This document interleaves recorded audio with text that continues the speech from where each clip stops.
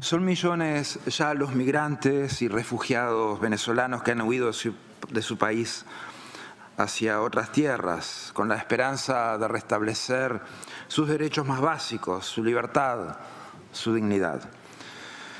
El colapso de este país hermano, a cargo de un régimen indolente, nos tiene que importar a todos, porque los venezolanos que están en Venezuela, pero también por los venezolanos que se han visto forzados a desplazarse hacia otras regiones, hacia otros países.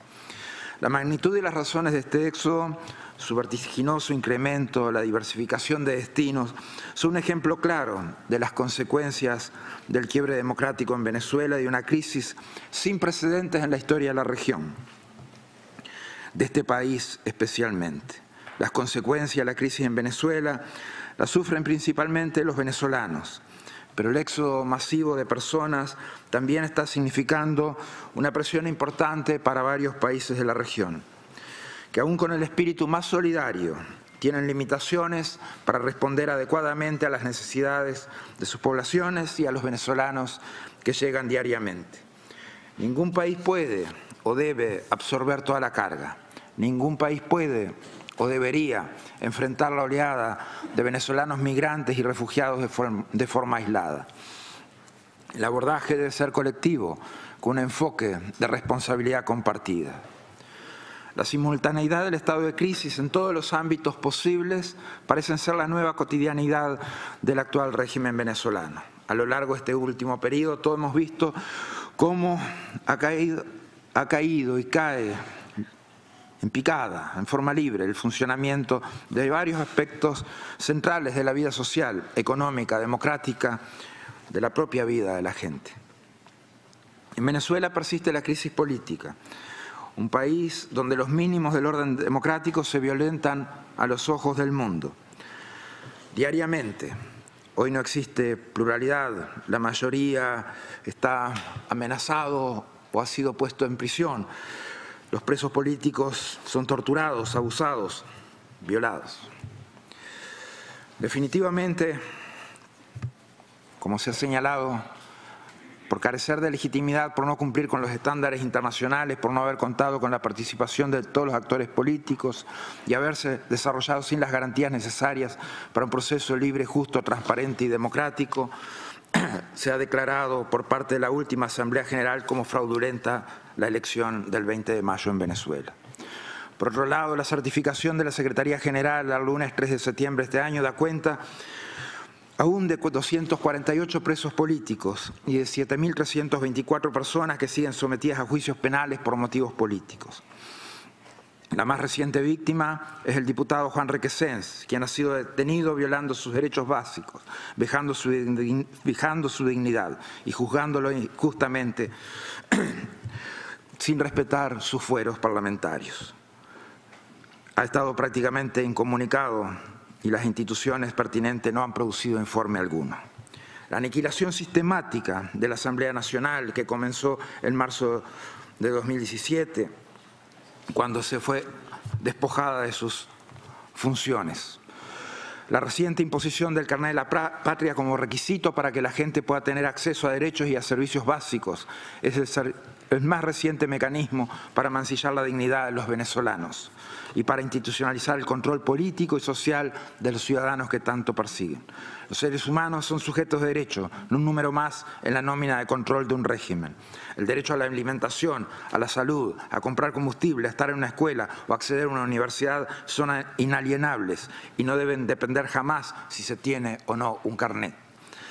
En Venezuela persiste la crisis alimentaria. La situación sobre el derecho a la alimentación en Venezuela también tiene que continuar siendo un motivo de alarma, tal como lo advierte un estudio de 2018 publicado por el Observatorio Venezolano de la Salud y la Fundación Bengoa para la Alimentación y Nutrición.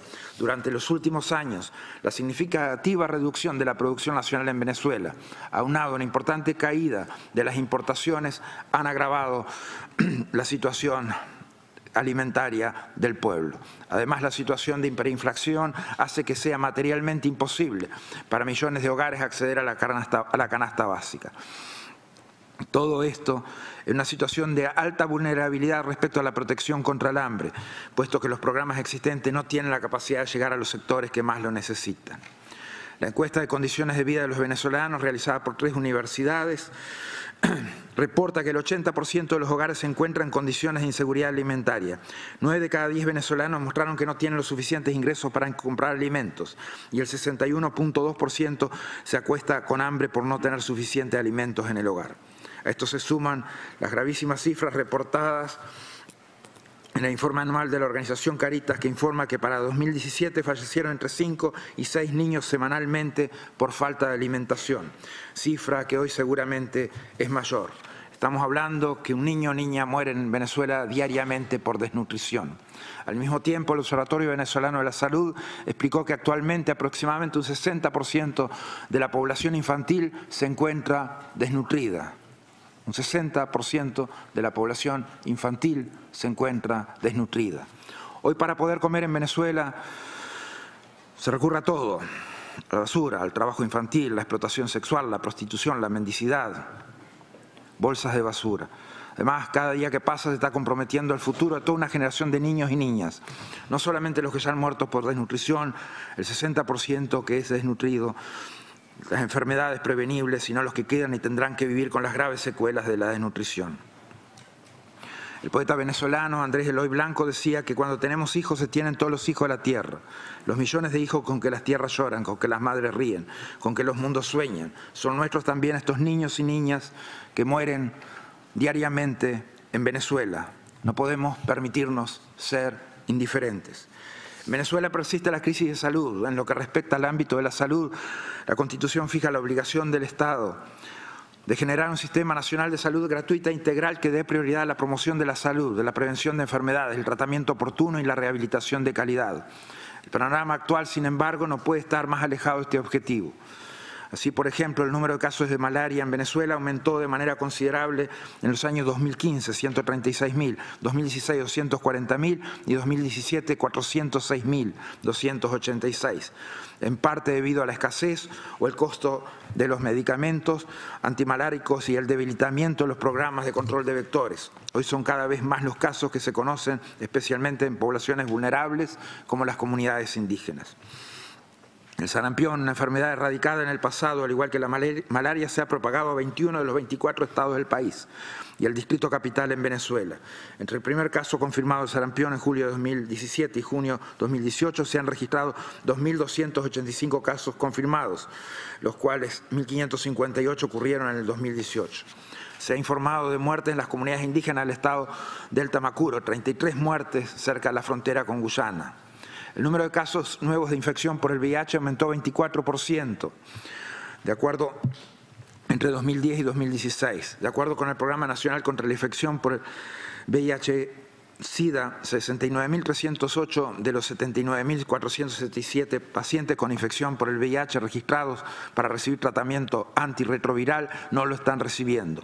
15 de los 25 medicamentos antirretrovirales que adquiere el gobierno han estado agotados por más de 9 meses. Por su parte, la encuesta nacional de hospitales, que desde 2014 monitorea la dotación de centros de atención públicos y privados en todo el país, reportó en 2016-2017 que casi 90% de los servicios de emergencia en los hospitales públicos registraban fallas intermitentes, 90%. Esta situación somete a los usuarios del sistema público de salud a esperas cada vez más largas, a ser atendidos con velas, a terminar operaciones con la luz de un celular. 63.6% de los servicios pediátricos de los hospitales públicos no cuenta con fórmulas para recién nacidos. 63.6% de los hospitales públicos no cuenta con fórmulas para recién nacidos y un 63% de los centros asistenciales sufren fallas de aguas. 63% de los centros asistenciales sufren fallas de agua. El 2017 la escasez de medicamentos afecta al 78% de los hospitales públicos, que también reportan fallas de otros insumos como material médico, quirúrgico y catéteres. A su vez, según la Federación Médica Venezolana, hospitales y ambulatorios del país han perdido alrededor de un 24% del personal médico disponible y algunas especialidades como anestesiología y pediatría, ese porcentaje está llegando al 90%. Unos 22.000 médicos han debido emigrar fuera del país. Esta cifra representa aproximadamente 33% de lo que se informó que había en el país en el 2014.